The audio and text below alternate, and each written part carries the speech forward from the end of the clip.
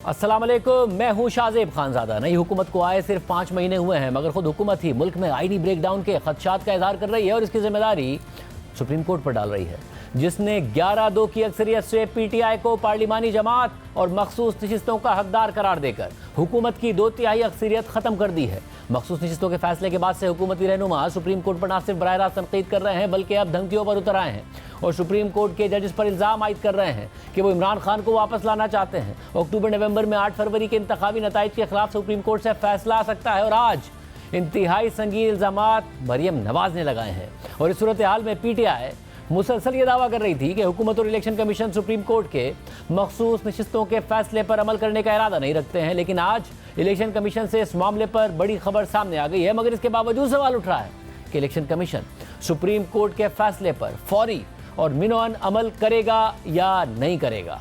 Election commission ने 2 दिन की मुशावरत के बाद आज ऐलान किया कि सुप्रीम कोर्ट के फैसले पर अमल दरामद किया जाएगा, लेकिन इलेक्शन कमीशन ने बल्ले के इंतखाबी निशान से मुताल्लिक सुप्रीम कोर्ट के फैसले की गलत तशरीह नहीं की। इलेक्शन कमीशन ने यह भी वादे किया। तर्जुमान इलेक्शन कमीशन के बयान के मुताबिक सुप्रीम कोर्ट के फैसले पर अमल दरामद के सिलसिले में इजलास हुआ, जहां सुप्रीम कोर्ट के फैसले पर अमल दरामद करने का फैसला हुआ। इलेक्शन कमीशन ने लीगल टीम को हिदायत की कि फैसले के किसी पॉइंट पर अमल दरामद में रुकावट है तो निशानदही करें, ताकि मजीद रहनुमाई के लिए सुप्रीम कोर्ट से रुजू किया जाए। तर्जुमान इलेक्शन कमीशन के मुताबिक चीफ इलेक्शन कमिश्नर और इलेक्शन कमीशन के अराकीन को एक सियासी पार्टी की तरफ से बेजा तनकीद का निशाना बनाने की शदीद मजम्मत की जाती है। इलेक्शन कमीशन से इस्तीफे का मुतालबा मज़े का खेज है। इलेक्शन कमीशन किसी दबाव को खातिर में ना लाते हुए आइन और कानून के मुताबिक काम करता रहेगा। इलेक्शन कमीशन ने किसी फैसले की गलत तशरीह नहीं की। इलेक्शन कमीशन ने पीटीआई के इंट्रा पार्टी इलेक्शन को दुरुस्त करार नहीं दिया था। इसके खिलाफ पीटीआई मुख्तलिफ फोरम्स पर गई और इलेक्शन कमीशन के फैसले को बरकरार रखा गया। तर्जुमान इलेक्शन कमीशन के मुताबिक पीटीआई के इंट्रा पार्टी इलेक्शन दुरुस्त नहीं थे, जिसके नतीजे में बल्ले का निशान वापस लिया गया। लिहाजा इलेक्शन कमीशन पर इल्जाम तराशी इंतहाई नामुनासिब है। जिन 39 एमएनएस को पीटीआई के एमएनए करार दिया गया, उन्होंने कागजात नामजदगी में पीटीआई से वाबस्तगी जाहिर की थी। पार्टी उम्मीदवार होने के लिए पार्टी टिकट और डिक्लेरेशन रिटर्निंग अफसर के पास जमा कराना जरूरी है, जो इन उम्मीदवारों ने जमा नहीं कराया था। रिटर्निंग अफसरान के लिए यह मुमकिन नहीं था कि वो इन उम्मीदवारों को पीटीआई का उम्मीदवार डिक्लेयर करते, जिन 41 उम्मीदवारों को आज़ाद डिक्लेयर किया गया। उन्होंने कागजात में पीटीआई का जिक्र नहीं किया और ना पार्टी वाबस्तगी जाहिर की और ना ही किसी पार्टी का टिकट जमा कराया। इसलिए रिटर्निंग अफसरान ने उन उम्मीदवारों को आज़ाद हैसियत में इलेक्शन में हिस्सा लेने की इजाज़त दी। इलेक्शन जीतने के बाद कानून के तहत 3 दिन के अंदर उन एमएनएज ने रज़ाकाराना तौर पर सुन्नी इत्तेहाद काउंसिल में शमूलियत अख्तियार की। तर्जुमान इलेक्शन कमीशन के मुताबिक सुप्रीम कोर्ट में सुन्नी इत्तेहाद काउंसिल इलेक्शन कमीशन और पेशावर हाई कोर्ट के फैसले के खिलाफ अपील में आई। सुन्नी इत्तेहाद काउंसिल की यह अपील मुस्तरद कर दी गई। इस केस में पीटीआई ना इलेक्शन कमीशन के सामने फरीक थी, ना पेशावर हाई कोर्ट के सामने फरीक थी और ना ही सुप्रीम कोर्ट के सामने फरीक थी। सिर्फ यही नहीं, मखसूस नशिस्तों के फैसले के खिलाफ नून लीग की नज़रसानी की दरख्वास्त पर समाअत भी फौरन नहीं बल्कि 2 महीने बाद ही मुकर्रर हो सकती है। ज़राए के मुताबिक नून लीग की नज़रसानी की दरख्वास्त पर नंबर लगाकर जजेस कमेटी के सामने पेश की गई। जजेस कमेटी के 2 अराकीन ने नज़रसानी दरख्वास्त 2 महीने बाद मुकर्रर करने पर इत्तफाक किया और राय दी कि जजेस 2 माह की छुट्टियों पर जा रहे हैं, इसलिए दस्तयाब नहीं होंगे और अभी अक्सरियती फैसले की वजूहात भी तहरीर नहीं की गई हैं। यानी नून लीग को मखसूस नशिस्तों के केस में फौरी तौर पर कोई अबूरी रिलीफ मिलने का इम्कान नहीं है। और इस सूरत हाल में आज वज़ीर आला पंजाब मरियम नवाज ने सुप्रीम कोर्ट के फैसले पर कड़ी तनकीद करते हुए जजेस पर इल्ज़ामात लगाए और कहा कि जिस शख्स को आप वापस लाना चाहते हैं वो शख्स इस कौम का मुजरिम है। आपके लिए हम इतना आसान नहीं होने देंगे। किसी ने पॉलिटिकल इंस्टेबिलिटी लाने की कोशिश की तो उसके साथ आहनी हाथों से निपटा जाएगा। जब मुल्क स्टेबलाइज होने लगता है, इस मुल्क में आवाम की ज़िंदगी में बेहतरी आती है, तरक्याती काम होने लगते हैं, महंगाई कम होने लगती है, तो किसी ना किसी को उसकी तकलीफ शुरू हो जाती है। चंद अफराद का एक टोला बैठकर कोई ऐसे फैसले कर देता है जिससे तरक्की का जो अमल है या वो रुक जाता है या वो रिवर्स हो जाता है। जो अभी सुप्रीम कोर्ट का डिसीजन आया, ये डिस्टेबलाइजेशन की कोशिश नहीं है तो और क्या है, मुझे इसका दूसरा नाम तो समझ नहीं आता। एक ऐसा शख्स जिसको आज आप ये भी नहीं कह सकते कि वो tried and tested and failed नहीं है, जिसको 4 साल हुकूमत मिली, उसने वो तबाही की इस मुल्क की कि जिसकी कोई मिसाल नहीं मिलती। एक जमात को फेवर करने के लिए, हारे हुए शख्स को फेवर करने के लिए जो आज कौम का मुजरिम है, आप देखें उसको लाने के लिए आइन को रीराइट कर रहे हैं। अकल नहीं मानती इन फैसलों को, अकल नहीं मानती इन चीजों को कि ये तो उनसे तहरीक इंसाफ ने मांगा भी नहीं, वो जो उनको मिल गया है ट्रे में रख के पेश किया उनको। इंसान की अकल दंग रह जाती है कि ये कौन है जिनको आज मुल्क की तरक्की, मुल्क आगे बढ़ता हुआ अच्छा नहीं लग रहा। मैं सुप्रीम कोर्ट के जजेस से ये अर्ज करना चाहती हूँ कि चलने दो इस मुल्क को। जिस शख्स को आप वापस लाना चाहते हो वो शख्स इस कौम का मुजरिम है। आपके लिए हम इतना आसान नहीं होने देंगे। ये हुकूमत 5 साल पूरे करेगी। किसी ने इसको डिस्टेबलाइज करने की कोशिश की, किसी ने रखना डालने की कोशिश की, किसी ने पॉलिटिकल इंस्टेबिलिटी लाने की कोशिश की, तो उसके साथ आईनी हाथों से निपटा जाएगा। आप कहते हैं कि हम अपने ज़मीर के मुताबिक फैसले करते हैं। आपको ज़मीर के मुताबिक फैसले नहीं करने होते, आपको आइन और कानून के मुताबिक फैसले करने होते हैं। अगर आपका ज़मीर बिका हुआ है तो हम क्या कर सकते हैं? और जहां आप अपने ज़मीर के मुताबिक फैसले करते हैं जो कहीं लिंक्ड होता है तो आइन और कानून का कत्ल होता है और ये मुल्क की हालत होती है जो है। आप जिम्मेदार हैं मुल्क की इस हालत के। जजिस पर इल्ज़ाम भी, जजिस से दरख्वास्त भी, जजिस को तनबीह भी, जजिस को धमकी भी। और सुप्रीम कोर्ट का यह फैसला चीफ जस्टिस समेत 13 में से 11 जजिस ने अक्सरियत से दिया था, जिसमें तहरीक इंसाफ को पार्लिमानी जमात करार देते हुए मखसूस नशिस्तों का हकदार करार दिया गया, जिसे अब नून लीग आइन को दोबारा लिखने के मुतरादिफ करार दे रही है और धमकिया में रवैया अख्तियार कर रही है। साथ ही हुकूमत इस खदशे का भी इज़हार कर रही है कि अदलिया जिस हद तक सियासी हो गई है, इससे मुल्क में आईनी ब्रेकडाउन हो सकता है। जबकि तहरीक इंसाफ का कहना है कि हुकूमत के गैर आईनी इक़दामात मुल्क को आईनी ब्रेकडाउन की तरफ ले जा रहे हैं। पीटीआई पर पाबंदी लगाने वाला मामला है, इसको तो नॉन स्टार्टर ही ख्याल किया जाए, इस पर अमल होना नहीं है। बस एक प्रेस कॉन्फ्रेंस हो गई, बाद में पीछे हट गए आप लोग। मेरी गट फीलिंग है, कोई इन्फॉर्मेशन नहीं है, कोई इसके पीछे कोई मेरा आर्गुमेंट नहीं है। ये मेल्ट डाउन होने वाला है, कोई ना कोई आईनी जो है मेल्ट डाउन होने वाला है। सूनर और later it is going to happen. एक कॉन्स्टिट्यूशनल ब्रेकडाउन जो है ऑलरेडी आपको नजर आ रहा है। ये आइसोलेशन में इस मुल्क में बैठ के जो है अपनी मर्जी के फैसले जो है बजाय वो आईनी फैसले हों या अदलिया के फैसले हों, वो सियासी फैसले होने शुरू हो जाएं, तो कहां तक ये सिलसिला चलेगा? अब आप तो और इलैबोरेट करेंगे जब आप कहते हैं कॉन्स्टिट्यूशनल ब्रेकडाउन को, मेल्टडाउन को, क्या होगा, क्या आप कह रहे हैं एग्जैक्टली? अभी या मैं नहीं इलैबोरेट करूंगा, जरा 2, 4, 5, 10 दिन गुजर लेने दें, हो सकता है खुद ही इलैबोरेट हो जाए। वज़ीर दिफा ख्वाजा आसिफ साहब मौजूद थे, वो इस खदशे का इजहार कर रहे हैं कि मुल्क एक कॉन्स्टिट्यूशनल ब्रेकडाउन की तरफ जा सकता है जिस तरफ सूरत हाल जा रही है। आपको भी क्या इस बात का खदशा नजर आ रहा है इस वक्त? बिल्कुल नजर आ रहा है, क्योंकि ये इन्हीं की हरकतों की वजह से ये काम होने जा रहा है। ये हर गैर आईनी हरकत कर रहे हैं और सुप्रीम कोर्ट के फैसलों पर अमल दरामद नहीं कर रहे। ये खुद कॉन्स्टिट्यूशनल ब्रेकडाउन की तरफ मुल्क को लेके जा रहे हैं जो मौजूदा हुकूमत है। एक तरफ हुकूमत अदलिया को टारगेट कर रही है तो दूसरी तरफ तहरीक इंसाफ का रास्ता रोकने के लिए जल्दबाजी में एक ऐसे फैसले का ऐलान किया गया जिसकी हुकूमत के इत्तेहादी भी मुखालफत कर रहे हैं। और खुद वज़ीर दिफा ख्वाजा आसिफ ने कल हमारे प्रोग्राम में तस्लीम किया कि तहरीक इंसाफ पर पाबंदी का ऐलान जल्दबाजी में किया गया नून लीग की जानिब से। तहरीक इंसाफ पर पाबंदी लगाने के ऐलान पर पीपल्स पार्टी के रहनुमाओं की मुखालफत के बाद आज ऐवान सदर में नून लीग और पीपल्स पार्टी का मुशावरती इजलास हुआ और जियो न्यूज़ के ज़राए के मुताबिक इजलास में पीपल्स पार्टी और नून लीग के अहम रहनुमाओं ने शिरकत की। मुशावरती इजलास में पीटीआई पर पाबंदी, मखसूस नशिस्तों और दीगर अहम मामलों पर गुफ्तगू की गई। ज़राए पीपल्स पार्टी के मुताबिक पीपल्स पार्टी हर आईनी और कानूनी फैसले के साथ खड़ी होगी। इजलास में इस बात पर गुफ्तगू हुई कि तहरीक इंसाफ का रवैया जमहूरी नहीं है। पीटीआई खुद को सियासी जमात कहती है तो रवैया भी सियासी जमात जैसा अपनाना होगा। पीपल्स पार्टी ने मखसूस नशिस्तों पर सुप्रीम कोर्ट में नजरसानी की अपील की हिमायत कर दी। इसके अलावा पीटीआई पर पाबंदी का मामला पहले पार्टी सतह पर जेर गौर लाने पर इत्तफाक किया गया। ज़राए के मुताबिक पीपल्स पार्टी का मौक़िफ़ था कि पार्टी के अंदर मुशावरत के बाद पीटीआई पर पाबंदी का फैसला पार्लिमान और काबीना में जेर गौर लाया जाए। नून लीग की हुकूमत इत्तेहादियों को तहरीक इंसाफ पर पाबंदी के लिए मनाने की कोशिश कर रही है, जबकि तहरीक इंसाफ सख्त मौक़िफ़ इख्तियार करते हुए हुकूमत को खबरदार कर रही है। और आज खैबर पख्तूनख्वा असेंबली में पीटीआई पर पाबंदी के फैसले के खिलाफ करारदाद मंजूर हो गई है और करारदाद के मतन के मुताबिक पीटीआई एक सियासी जमात है, कश्मीर समेत मुल्क भर में इसकी नुमाइंदगी है। तहरीक इंसाफ पाकिस्तान की बका के लिए काम कर रही है। पीटीआई पर पाबंदी आर्टिकल 17 की खिलाफ वर्जी होगी। इलेक्शन कमीशन ने गैर कानूनी तौर पर पीटीआई की मखसूस नशिस्तें दूसरी जमातों को दी। सुप्रीम कोर्ट ने मखसूस नशिस्तें वापस पीटीआई को दी। करारदाद के मुताबिक 8 फरवरी को पीटीआई को इंतखाबात से भी बाहर किया गया। चीफ इलेक्शन कमिश्नर मुस्ताफी हो जाएं। इस पूरी सूरत हाल पर बात करेंगे। हमारे साथ सीनियर सहाफ़ी और तज़ियाकार सुहेल बड़ाई साहब, आसमा शराजी साहिबा और उमर चीमा साहब मौजूद हैं। आप तीनों का बहुत शुक्रिया।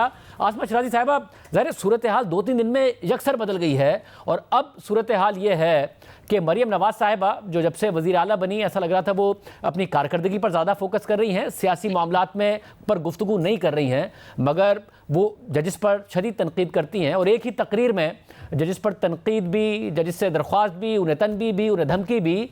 क्या हुआ है ऐसा कि हुकूमत अचानक पैनिक कर रही है, कॉन्स्टिट्यूशनल ब्रेकडाउन की बात कर रही है और मरियम नवाज को जंप इन करना पड़ा है? जी, बहुत-बहुत शुक्रिया शाज़ेब।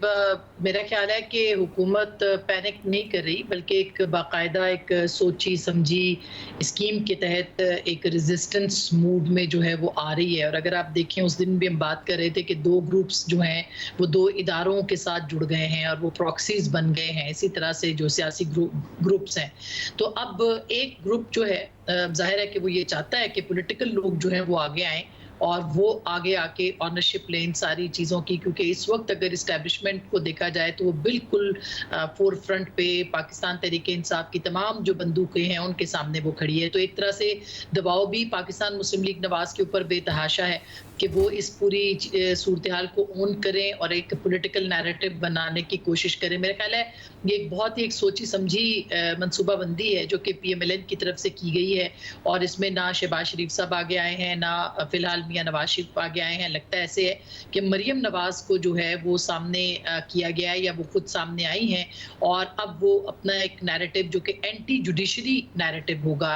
अगर हम देखें कि मुकाबलतन एंटी इस्टेब्लिशमेंट, तो एंटी जुडिशरी अब नैरेटिव लेके वो आगे चलेंगी। और 2 सूरतों में मुझे लगता है कि बड़ी वेल मूव है जो कि काबिल सताइश कतई तौर पर नहीं कही जा सकती, लेकिन कैलकुलेटेड यूं है कि अगर तौहीन अदालत में भी हुकूमत जाती है, अगर मरियम नवाज साहिबा को भी अदालत में बुलाया जाता है, या फिर मखसूस नशिस्तों के मामले के ऊपर भी उनको नुकसान होता है अदालती पॉइंट ऑफ व्यू से, तो उसमें भी एक उनको सियासी शहादत जो है वो नज़र आती है। जैसे कि कल आपने अगर सुना हो, ख्वाजा आसिफ साहब ने एक बात बहुत अहम कही, और उन्होंने ये कहा कि अक्टूबर में हमें सुनने को मिल रहा है कि हमारी हुकूमत के खिलाफ जो इलेक्शन है उसको नल एंड वॉइड या कलअदम करार दिया जा सकता है। तो मेरा ख्याल है उसकी एक पेशबंदी की गई है, उसको पहले से तैयार किया गया। और याद रहे आपको कि यही सब कुछ जो था वो पाकिस्तान तहरीक इंसाफ भी कर चुकी है। और जब ये मामला हुआ था तहरीक अदम एतमाद का, तो दिसंबर के महीने में मुझे याद है कि शेख रशीद साहब ने हमें इंटरव्यू दिया था और ये कहा था कि उस वक्त की अपोजिशन जो है वो तहरीक अदम एतमाद की तैयारी कर रही है। तो उसकी पेशबंदी जो है उस वक्त की हुकूमत ने की थी, और फिर मार्च में आके एक साइफर का नैरेटिव और बयानिया जो है वो निकाला था। तो ये एक सोची समझी मंसूबाबंदी है। और अगर आप इलेक्शन कमीशन का आज का अगर आप अलामिया देखें, तो कहीं पे भी अमल दरामद की बात कम से कम मुझे तो नजर नहीं आई।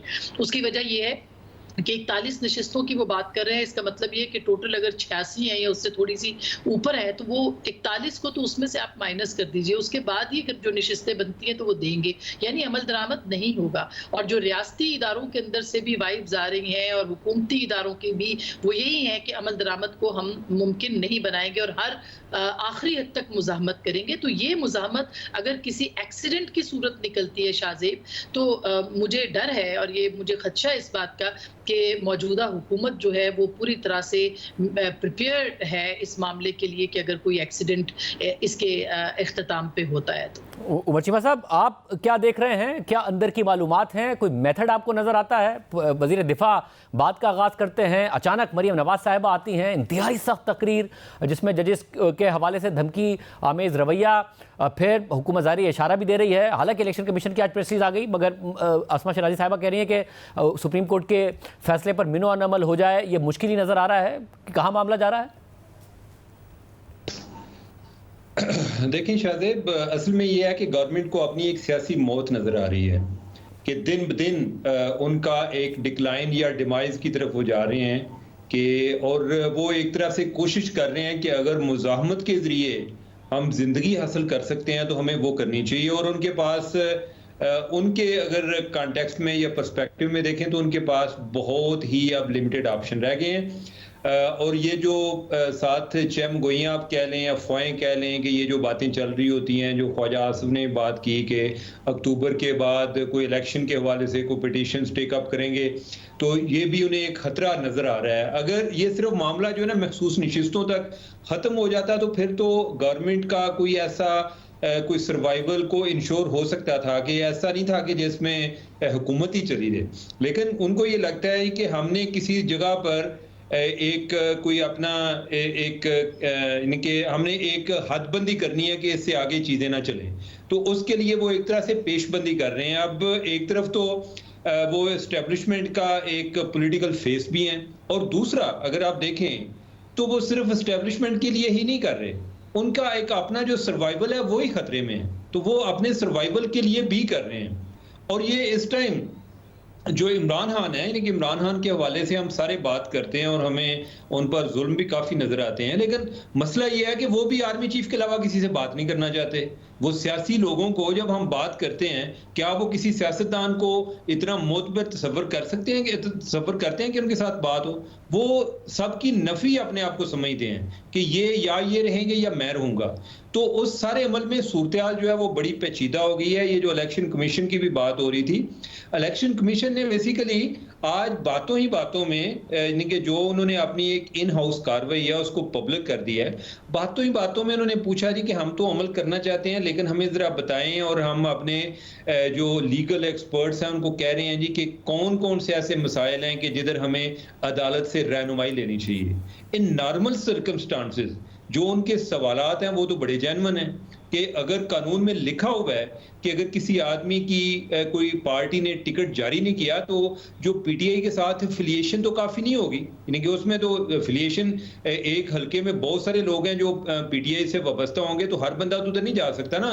एक टिकट इस चीज़ की अलामत है कि वो आगे बाद में हालात जो चल रहे हैं वो अपनी जगह पर है। मैं एक इसको लीगली अगर बात करूं तो उसमें वो उसको जारी नहीं कर सकते थे। और इसी तरह जो 41 जो कैंडिडेट्स हैं दूसरे या एमएनएज हैं, उनके हवाले से उन्होंने तो अपनी वाबस्तगी भी शो नहीं की। और जो कानून के मुताबिक 3 दिन का टाइम है, उस दौरान वो सुनीधात काउंसिल में चले गए हैं। अब अदालत कह रही है कि इनको वापस भेजें। अब वो वापस भेजने के लिए भी कोई कानून, कोई तरीकाकार तो वजह करना होगा ना। ये तो नहीं कि अदालत ने कह दिया अदालत अमल करे, यानी कि अगर मुझे या आपको या किसी और को ड्यूटी मिलेगी तो वो कोई ना कोई कानून का हवाला देगा ना कि किस कानून के तहत हम कर रहे हैं। तो उन्हें एक अदालत से रोड मैप चाहिए। अब यह है कि अदालत को इस मामले की सेंसिटिविटी का भी आइडिया होना चाहिए था, और उन्हें चाहिए था कि इस मामले में वो जल्द ही अपना तफसीली फैसला भी जारी कर देते। अब तफसीली फैसले को उन्होंने लटका दिया है कि वो हम बाद में करेंगे, तो उससे पहले अमल दरामद कैसे होगा जब उसमें चीजें ही वाज़ेह नहीं है कि अगर किसी ने उसको इंप्लीमेंट करना हो तो वो कैसे करेगा। बाकी जहां तक मरियम की बात है, मरियम ने काफ़ी सख्त बातें की हैं और मेरे ख्याल है कि उनको अवॉइड किया जा सकता था। मेरे ख्याल है कि इनका जो एक प्रॉब्लम नज़र आ रहा है, जिस तरह इन्होंने पहले को बैन के हवाले से कोई बयानात दिए और बाद में कंफ्यूज होना शुरू हो गए, बाद में ख्याल आया कि हमें पीपल्स पार्टी जो है उसको भी कंसल्ट करना चाहिए। अब हो सकता है कि जो आज इन्होंने बातें की हैं ये गैर ज़रूरी तौर पे एक मुखालफत मोल लेने वाली बातें हैं ना। आप इसी को अपने पॉइंट को एक ज़रा एक बेहतर या सटल अंदाज में एक प्रेजेंट कर सकते थे, बजाय इसके कि आप डायरेक्ट थ्रेट करना शुरू कर दें और एक फ्यूचर के लिए आपकी कमेटी पड़ जाए। तो मेरा ख्याल है कि ये भी इसको हवा दे रहे हैं। ओवरऑल जो सिचुएशन बन रही है दैट इज वेरी डेंजरस, और ये डेंजरस मुझे इसलिए लग रही है कि इस सारे अमल में कोई ऐसा किरदार या कोई ऐसा अदारा नहीं है कि जो इनको बिठा सके, जो इनकी आपस में कोई नेगोशिएट करा सके। इवन जो अतर मिनल्ला साहब बात करते थे कि भाई हमें इसको एक होलिस्टिकली चीज़ों को देखना पड़ेगा, कि जो आइन की स्पिरिट है हमें उसको देखना पड़ेगा कि ये किस तनाज़र में सारी चीज़ें हुई हैं। तो मेरा ख्याल है कि उसको इस अंदाज में भी देखा जा सकता था कि ये चीज़ें 2014-15 से आगे शुरू हुई हैं, तो तब से आ रही हैं, ये सिर्फ जो 8 फरवरी को नहीं हुई।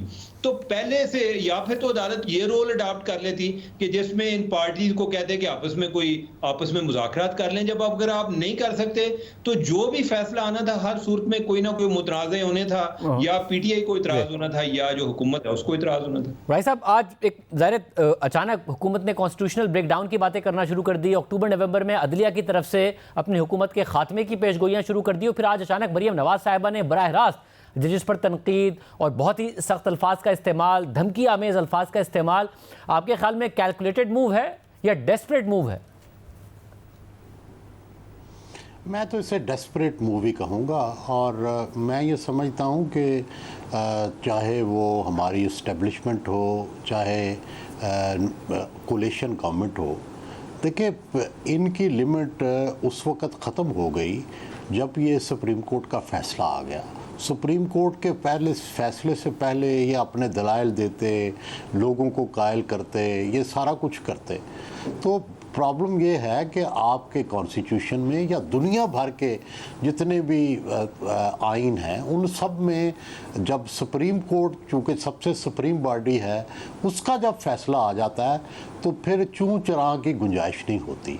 लेकिन चाहे वो देखें, भुट्टो की फांसी है, उस वक़्त लोग बटे हुए थे, लेकिन भुट्टो को फांसी हो गई, गलत फैसला था। गलत फैसले भी आ जाते हैं, सही फैसले भी आ जाते हैं, किसी के लिए वो काबिल कबूल होते हैं, किसी के लिए नहीं काबिल कबूल। लेकिन इसके उसको अमल दरामद जो है उससे आप इनकार, सारा कॉन्स्टिट्यूशनल फ्रेमवर्क है, फिर जो सारा सेटअप है वो फिर टूट जाता है। सर, तो आपको भी खतरा फिर कॉन्स्टिट्यूशनल ब्रेकडाउन का लग रहा है वड़ाई साहब कि उस तरफ हम जा रहे हैं?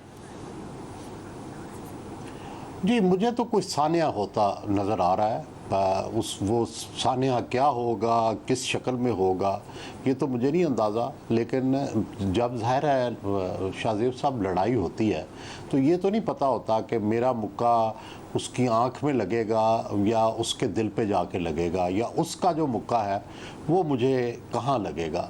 तो लड़ाई के अंदर फिर यही होता है कि आपके वो जो जब हदूद जो हैं वो क्रॉस हो जाती हैं तो उसमें ये नहीं पता होता कि कल को क्या बनेगा। तो इससे तो जो सारा अब 74-75 साल की जो मेहनत की, जो 1973 का आइन है, फिर उसके अंदर अमेंडमेंट्स हैं, पूरा एक कॉन्स्टिट्यूशनल फ्रेमवर्क है, अगर हम उसको ना ही माने, अगर हम इस बात पे तुल जाएं कि जनाब सुप्रीम कोर्ट क्या है तो और जनाब फिर हम ये कहें कि जी फ़ौज क्या है, तो फिर इससे तो वो हम दोबारा ज़ीरो सम गेम पे चले जाएंगे ना। आसमा, ज़रा पीपल्स पार्टी पर सबकी नज़र है। तहरीक इंसाफ पहले इस बात का इजहार कर चुकी कि नो कॉन्फिडेंस के लिए जाना चाहते हैं। नून लीग बनाने में लगी हुई है। आज भी इजलास हुआ और पीपल्स पार्टी की तरफ से अब ये इतलात आना कि पार्टी के अंदर फैसला करेंगे। हमने मुतादिद रहनुमाओं को प्रोग्राम में बुलाने की कोशिश की, कोई आने को तैयार नहीं हुआ। कि पीपल्स पार्टी इस वक्त दबाव में है, क्या सोच रही है? देखिए, मुझे नहीं लगता कि पीपल्स पार्टी उस तरह के दबाव में है जिस तरह PMLN है। उसकी वजह ये कि स्टेक्स पे पीपल्स पार्टी के स्टेक पे इस वक्त ऐसा कुछ भी नहीं है। कॉन्स्टिट्यूशनल पोजीशन सारी उनके पास हैं, गवर्नेंस जाहिर है कि वो नहीं कर रहे, एग्जीक्यूटिव जो है वो PMLN के पास है। लेकिन एक बात जो कि PMLN के बहुत से लीडर्स मानते भी हैं, और कल ख्वाजा आसिफ साहब ने भी बय्यन लफ्जों में ये कहा कि जो मुशावरत पाकिस्तान पीपल्स पार्टी से, जिनकी वोटों के ऊपर बहरहाल हुकूमत खड़ी है, उनके जो नंबर है उनके ऊपर खड़ी है, तो उनसे जो मुशावरत करनी चाहिए थी वो पाकिस्तान पीपल्स पार्टी के साथ मुशावरत नहीं की गई। और ये जो कंक्लूसिव, जिसे कहना चाहिए ना, एक इज्तिमाइयत वाली जो एक थेरी है या हमागिरियत को लेके चलना है, ये पाकिस्तान मुस्लिम लीग नवाज ने अनफॉर्चुनेटली अडॉप्ट नहीं की है। और जहाँ तक इस बात का ताल्लुक है कि वो क्या फैसला करेंगे, बहुत सारी मजबूरियाँ जो है वो पाकिस्तान पीपल्स पार्टी समझ रही है, हुकूमत की, रियासत की, सबकी।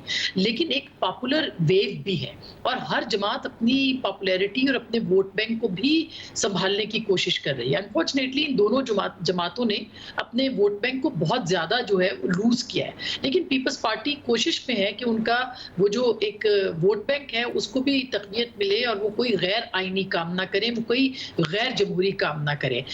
यहाँ तक इत्तलात हैं कि डिवाइड जो है पाकिस्तान पीपल्स पार्टी के अंदर वो काफ़ी ज़्यादा है और एक पूरा ग्रुप है जो कि ये समझता है कि उनको हुकूमत के इस फैसले के साथ खड़ा होना चाहिए। लेकिन जो टाइमिंग है, और टाइमिंग का भी इसलिए कि 9 मई के फौरी बाद एक फिजा बन गई हुई थी। उस वक्त बिलावल भुट्टो साहब ने बहुत ओपन लफ्जों में ये कहा कि मैं इसको सियासी जमात नहीं समझता। जरदारी साहब कहते थे मैं इसको सियासी जमात नहीं समझता। मौलाना फजलुर रहमान साहब कहते थे खसकम जहां पाक। तो वो एक एनवायरनमेंट थी जिसमें कि पाकिस्तान की उस वक्त की हुकूमत ने एक्ट नहीं किया।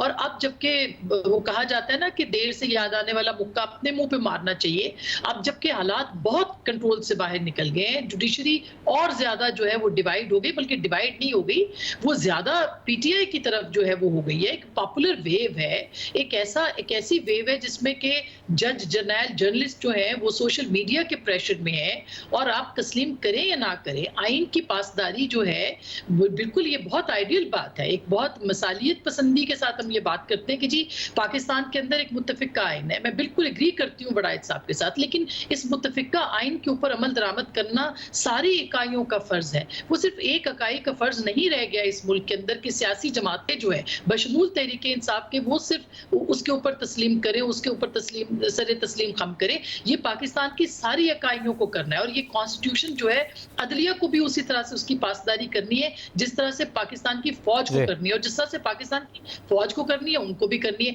तो मैं बिल्कुल ये एक मसला ऐसा है जिसके ऊपर जब तक के पाकिस्तान की दो बड़ी सियासी जमातें, खास करके मियां नवाज शरीफ और आसिफ अली जरदारी आगे नहीं आएंगे, वो लोगों को एतमाद में नहीं लेंगे कि पाकिस्तान की ज्योग्राफी के ऊपर, पाकिस्तान की सालमियत के ऊपर किस किस्म का अटैक है। आप जितने मर्जी पोस्टर लगा दें इस्लामाबाद के, पाकिस्तान के चौक चौराहों पे, आप इस तरह से गद्दारी के फतवे नहीं बांट सकते, आप इस तरह से सर्टिफिकेट्स नहीं दे सकते कि फलां गद्दार है या नहीं है। आपको पाकिस्तान की आवाम को सच बताना चाहिए, और सिलेक्टिव सच नहीं, जो सच है उसको ही बताना चाहिए, अपने हिस्से का सच सबको बोलना चाहिए। जाहिर है। और उमर जी साहब, आप बताइएगा, पीपल्स पार्टी मेक और ब्रेक की पोजीशन में है, वीटो है उनके पास, जिस तरफ चले जाए इक्वेशन बदल जाती है, दबाव में है वो भी ना, कोई एक वाज़ेह मौक़िफ़ नहीं आ रहा।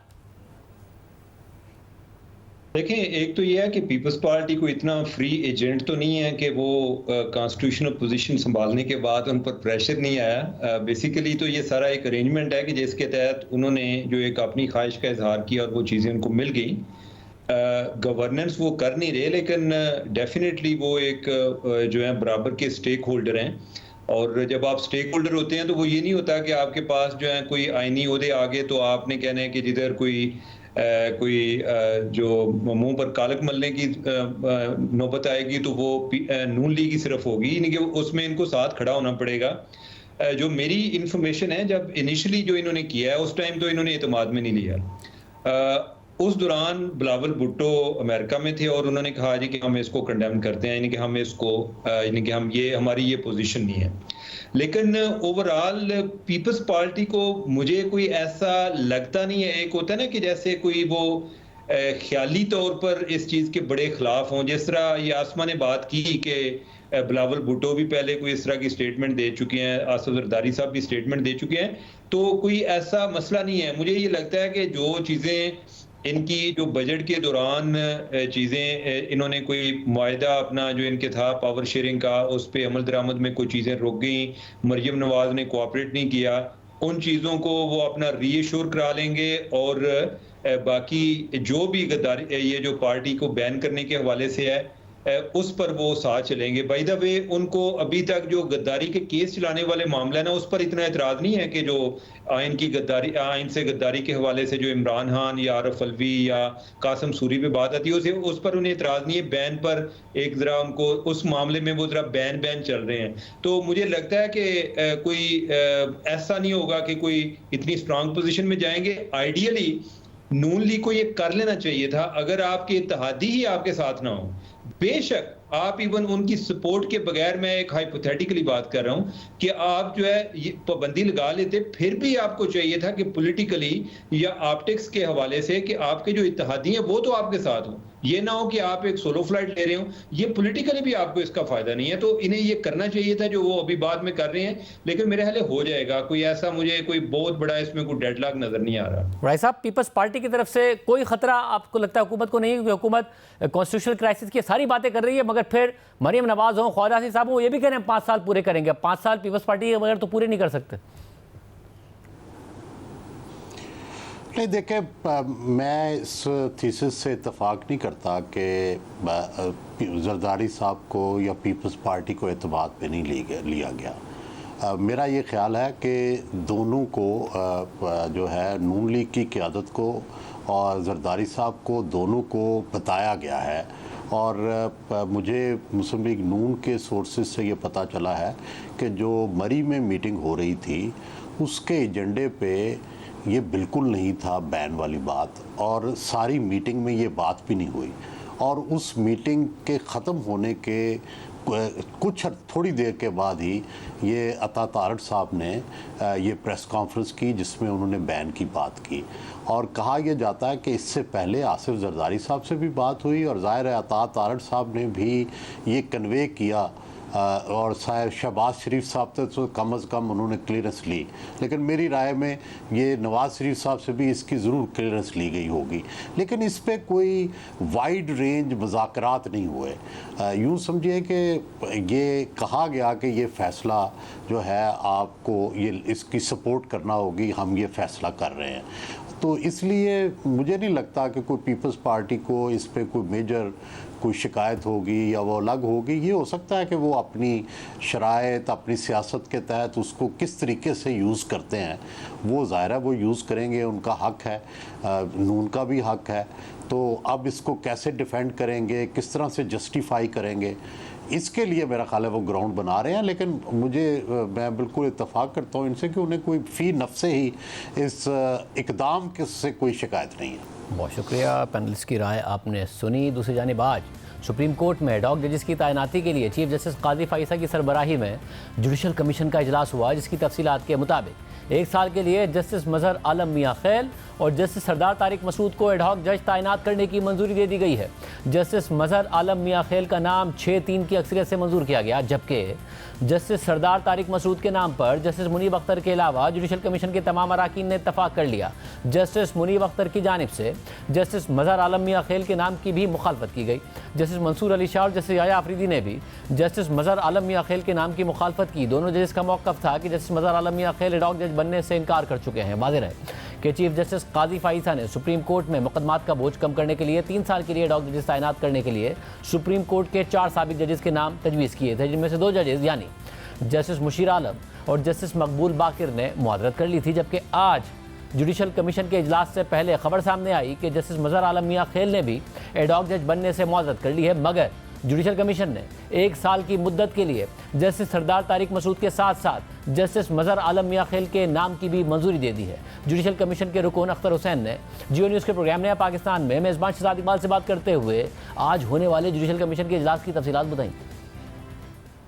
जस्टिस तारिक मसूद साहब के बारे में तो होल कमीशन 9 के 9 मेंबरों ने उनकी तारीफ की। जो इख्तलाफ था, एक वो जस्टिस मुनीब अख्तर साहब का था, और मुनीब अख्तर साहब ने ये कहते हुए कि वो बहुत इज्जत करते हैं, एहतराम करते हैं और बहुत काबिल और सीनियर जज हैं, लेकिन उनका एतराज़ सिर्फ इंटरप्रिटेशन ऑफ आर्टिकल 182 के हवाले से था। तो बाकी जो है 8(1) के लिहाज से उनका नाम अप्रूव हुआ। जहाँ तक जस्टिस मियां खैल साहब का ताल्लुक है, उनका भी अब उनके नाम का 8 के 8 जज एग्री कर रहे हैं।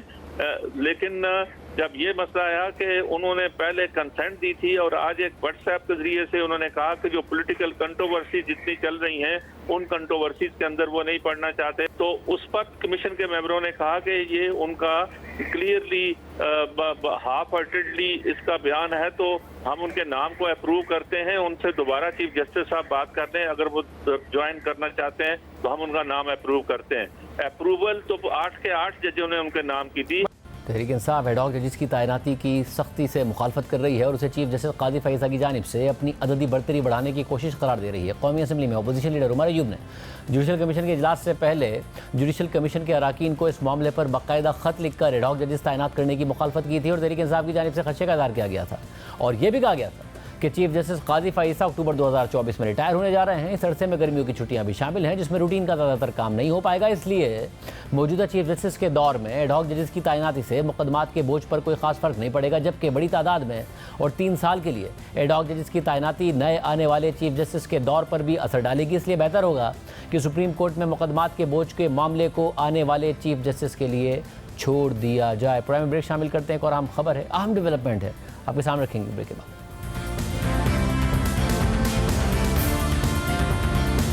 अमेरिका में सदारती इंतखाबात 5 नवंबर को होंगे और इंतखाबी सरगर्मियां अरूज पर पहुंच चुकी हैं। अपोजिशन जमात रिपब्लिकन पार्टी का नेशनल कन्वेंशन खत्म हो गया है, जिसमें साबिक अमरीकी सदर डोनाल्ड ट्रंप को बाज़ाब्ता तौर पर सदारती उम्मीदवार नामजद कर दिया गया है और उन्होंने अपनी नामजदगी कबूल भी कर ली है। जबकि कन्वेंशन में जेडी वेंस को ट्रंप के नायब सदर के तौर पर उम्मीदवार नामजद किया गया है। इसी तरह हुक्मरान जमात डेमोक्रेट्स की इंतखाबी सरगर्मियां भी जारी हैं और उनकी जानिब से सदारती उम्मीदवार की बाज़ाब्ता नामजदगी अगस्त में होने वाले कन्वेंशन में होगी। लेकिन इस बार अमरीकी इंतखाबात की नोयत माजी के मुकाबले में बहुत मुख्तलिफ है। एक तरफ साबिक सदर ट्रंप हैं, जो गुज़िश्ता हफ्ते इंतखाबी रैली में खिताब के दौरान कातिलाना हमले में बाल बाल बच गए थे, जिसका उन्होंने कल रिपब्लिकन पार्टी के कन्वेंशन में तफसीली जिक्र भी किया। मगर इससे पहले मई में ट्रंप को हश मनी ट्रायल में एडल्ट फिल्म स्टार को पैसे देने के बाद छुपाने और कारोबारी रिकॉर्ड में जालसाजी के इल्ज़ाम में न्यूयॉर्क की ज्यूरी ने मुजरिम भी करार दिया था, जिसके बाद वो अमरीकी तारीख के पहले सज़ा याफ्ता साबिक सदर बन गए थे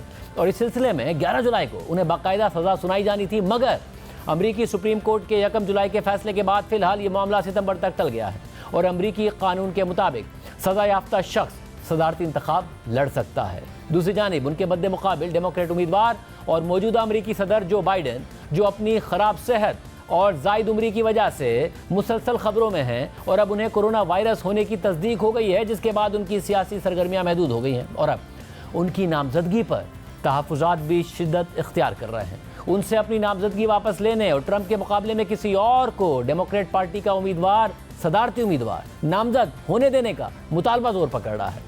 एक तरफ खबर के मुताबिक साबिक सदर बराक ओबामा समेत कई अहम डेमोक्रेट रहनुमा बाइडेन के सदारती उम्मीदवार होने पर तशवीश का इज़हार कर रहे हैं, तो दूसरी तरफ मुतअद्दिद डेमोक्रेट कानून साज तो उनसे अवामी सतह पर दस्तबरदारी का मुतालबा कर चुके हैं। खबर रसा एजेंसी एसोसिएटेड प्रेस के मुताबिक साबिक सदर बराक ओबामा, जिनके दौर में बाइडेन ने बतौर नायब सदर काम किया था, उन्होंने मुतअद्दिद डेमोक्रेट्स के सामने निजी तौर पर बाइडेन के सदारती उम्मीदवार होने पर तशवीश का इज़हार किया है। खबर के मुताबिक बराक ओबामा को मुख्तलिफ कांग्रेस लीडर्स, डेमोक्रेट गवर्नर्स और डोनर्स की तरफ से कॉल्स मौसूल हुई हैं, जिनमें 27 जून के सदारती मुबाहिसे में डोनाल्ड ट्रंप के सामने सदर बाइडेन की कारकर्दगी पर तशवीश का इज़हार किया गया है और बाइडेन के दोबारा सदर मुंतखब होने के इम्कान पर तहफ़्फ़ुज़ात का भी इज़हार किया गया। लेकिन इसके बावजूद ओबामा का मानना है कि सदारती दौड़ से दस्तबरदारी बाइडेन का अपना फैसला होना चाहिए, जबकि अमरीकी टीवी CNN के मुताबिक रिपब्लिकन्स ट्रंप के कातिलाना हमले में जख्मी होने के बावजूद अवाम के सामने खड़े होकर मुक्का लहराने और लड़ने के नारे की भरपूर तशहीर कर रहे हैं।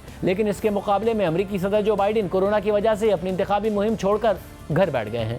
ट्रंप इस सूरत हाल को अपने हक में इस्तेमाल कर रहे हैं, भरपूर अंदाज में इस्तेमाल कर रहे हैं, जबकि उनके मुकाबले में बाइडेन अपनी ही जमात का कंट्रोल खो रहे हैं और उन कानून साजों के साथ उलझ रहे हैं जो उन्हें अवामी सतह पर खबरदार कर रहे हैं कि सदर बाइडेन की हठधर्मी की कीमत पार्टी को व्हाइट हाउस और सेनेट से शिकस्त की सूरत में चुकानी पड़ेगी। ट्रंप को मुतादिद इंतखाबी पोल्स में बढ़तरी हासिल है और उन्हें सख्त मुकाबले वाली रियासतों में एडवांटेज हासिल है और बाइडेन की इंतखाबी मुहिम से मुताल्लिक तहफ़्फ़ुज़ात का इजहार सिर्फ सियासी तज्ज़ियाकारों की तरफ से ही नहीं बल्कि उनकी अपनी जमात के डोनर्स और कानून साजों की तरफ से भी किया जा रहा है, जिन्हें खदशा है कि डेमोक्रेट्स को नवंबर में शिकस्त का सामना करना पड़ेगा।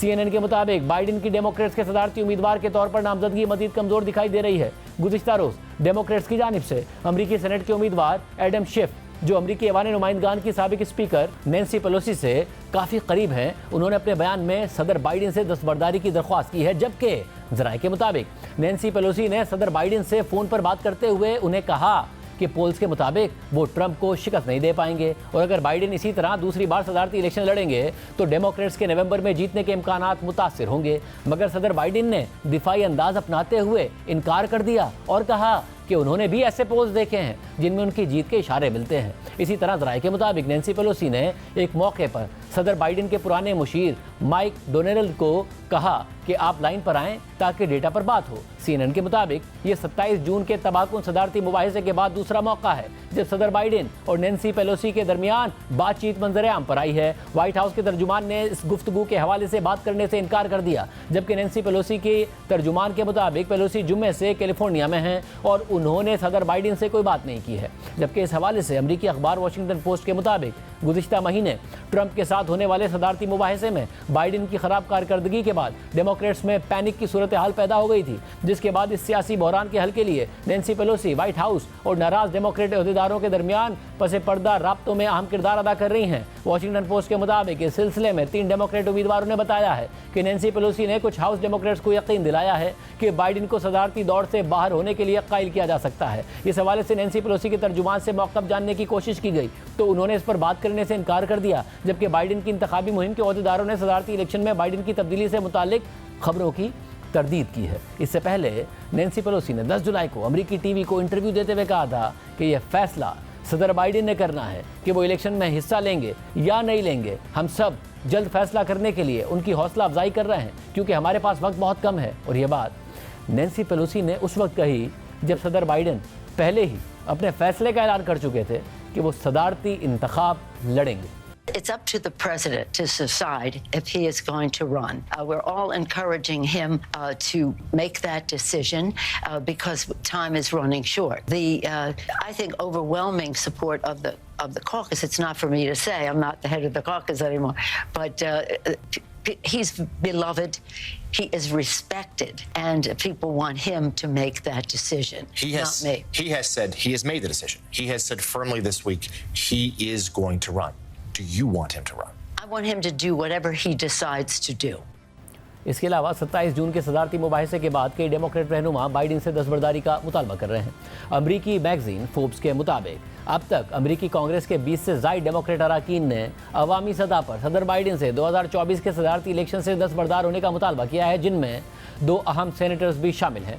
जबकि कई अहम सेलिब्रिटीज़ ने इलेक्शन में हिस्सा लेने पर बज़िद होने की वजह से बाइडेन पर तनकीद की है, जिनमें बाइडेन के लिए फंड रेजिंग करने वाले मारूफ अदाकार जॉर्ज क्लूनी भी शामिल हैं। इसी तरह सदर बाइडेन की इंतखाबी मुहिम की फंडिंग करने वाले कई अरबपति कारोबारी अफराद ने भी उनसे दस्तबरदारी का मुतालबा किया है, लेकिन इस सब के बावजूद सदर बाइडेन दस्तबरदारी से मुसलसल इनकारी नजर आए।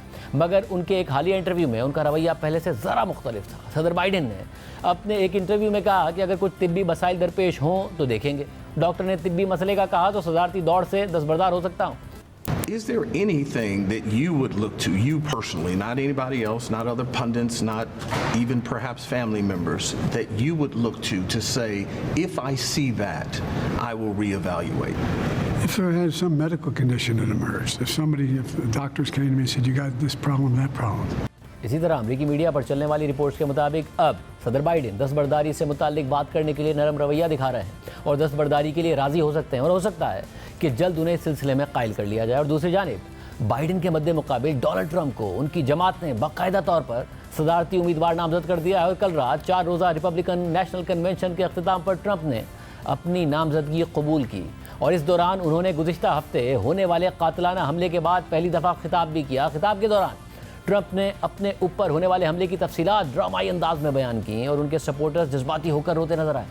You already know the assassin's bullet came within a quarter of an inch of taking my life. So many people have asked me what happened. Tell us what happened, please. And therefore I will tell you exactly what happened, and you'll never hear it from me a second time because it's actually too painful to tell. It was a warm, beautiful day in the early evening in Butler Township in the great Commonwealth of Pennsylvania. Music was loudly playing and the campaign was doing really well. I went to the stage and the crowd was cheering wildly. Everybody was happy. I began speaking very strongly, powerfully, and happily because I was discussing the great job my administration did on immigration at the southern border. We were very proud of it. Behind me and to the right was a large screen that was displaying a chart of border crossings under my leadership. The numbers were absolutely amazing. In order to see the chart, I started to, like this, turn to my right and was ready to begin a little bit further turn, which I'm very lucky I didn't do. When I heard a loud whizzing sound and felt something hit me really, really hard on my right ear, I said to myself, wow, what was that? It can only be a bullet, and moved my right hand to my ear, brought it down. My hand was covered with blood, just absolutely blood all over the place. I immediately knew it was very serious, that we were under attack, at great risk, I will tell you, and pounced on top of me so that I would be protected. There was blood pouring everywhere, and yet in a certain way I felt very safe because I had God on my side. I felt that.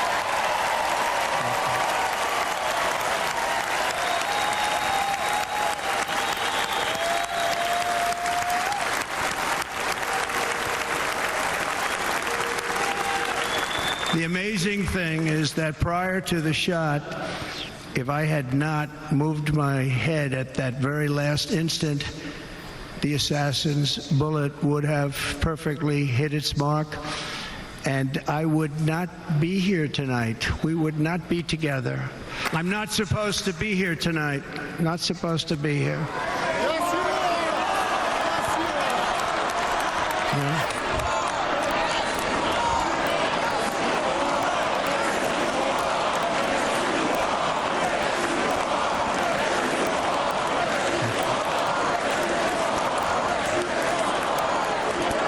Thank you.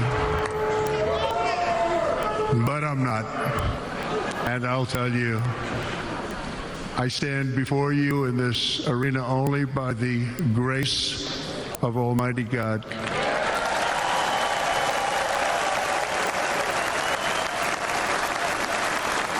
लेकिन हैरानकुन तौर पर पूरी तकरीर के दौरान Trump ने अपने मुखालिफ बाइडन का एक दफ़ा भी जिक्र नहीं किया, जिसकी वजह से अमेरिकी मीडिया में यह कयास सराइयाँ और ज़ोर पकड़ गई हैं कि ट्रंप की तरफ से सदर बाइडन का नाम ना लेना शायद एक इशारा है कि सदर बाइडन नवंबर के इंतखाबात का हिस्सा नहीं होंगे। सदर बाइडन के मद्दे मुकाबिल उम्मीदवार डोनाल्ड ट्रंप पर 13 जुलाई को अमेरिकी रियासत पेंसिल्वेनिया में इंतखाबी रैली से खिताब के दौरान कातलाना हमला हुआ था, जिसमें वो बाल बाल बच गए थे और ट्रंप के सर का निशाना लेकर चलाई गई गोली उनके कान को छूकर गुजर गई थी।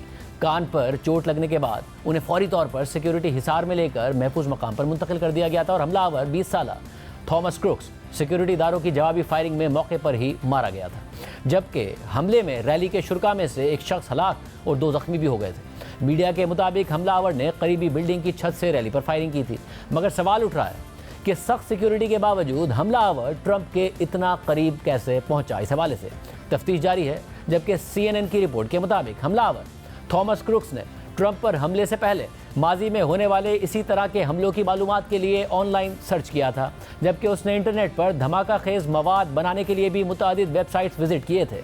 इसी तरह हमले से एक हफ्ता पहले क्रुक्स ने रैली की तारीख और ट्रंप के खिताब की जगह से ट्रंप और बाइडन से मुताल्लिक दीगर ऑनलाइन सर्चेस भी किए थे। ये तफसीलात अमरीकी खुफिया एजेंसी और FBI के एहलकारों ने कानून साजों और तहकीकात के मुतल्लिका अफराद को बताए हैं, जबकि तहकीकात करने वाले इदारे ताहाल हमले के मुमकिना मुहरकात के हवाले से शशोपंच का शिकार हैं और अभी तक उन्हें हमले के सियासी या नज़रियाती मुहरकात का पता नहीं चल सका है। एक एहलकार के मुताबिक हमला आवर के ऑनलाइन सर्चिस की बुनियाद पर एक ख्याल यह है कि हमला आवर मैच शूटिंग करने का इरादा रखता था और ट्रंप की रैली की टाइमिंग और उससे करीब होना उसके लिए शूटिंग करने का एक मुनासिब मौका था, इसलिए उसने हमला किया। माजी के मैच शूटर्स के बरक्स जो अक्सर हमले की वजाहत के लिए मैनिफेस्टो या तहरीरें छोड़ गए थे, थॉमस क्रुक्स ने अपने कमरे या ऑनलाइन हिस्ट्री में बहुत कम शवाहिद छोड़े हैं, जबकि तफ्तीशकारों को डेटा मिला है जिसके मुताबिक हमलावर ने रैली से एक हफ्ता पहले रैली की जगह विजिट की थी।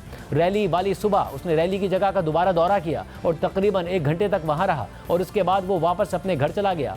तफ्तीशकारों का ख्याल है कि थॉमस क्रुक्स ने हमले में अपने वालिद के राइफल को इस्तेमाल किया है और उसके वालिद के मुताबिक उसने अपने बेटे को राइफल ले जाते हुए देखा था और उन्हें लगा कि उनका बेटा क्रुक्स शायद शूटिंग रेंज पे जा रहा है, जहां वो दोनों अक्सर इकट्ठे जाते थे। और फिर रैली वाले दिन उसके वालिदैन ने उससे रब्ता करने की कोशिश की, लेकिन उससे रब्ता ना हो सका। आज के प्रोग्राम में इतना ही, इजाज़त दीजिए। अल्लाह हाफ़िज़।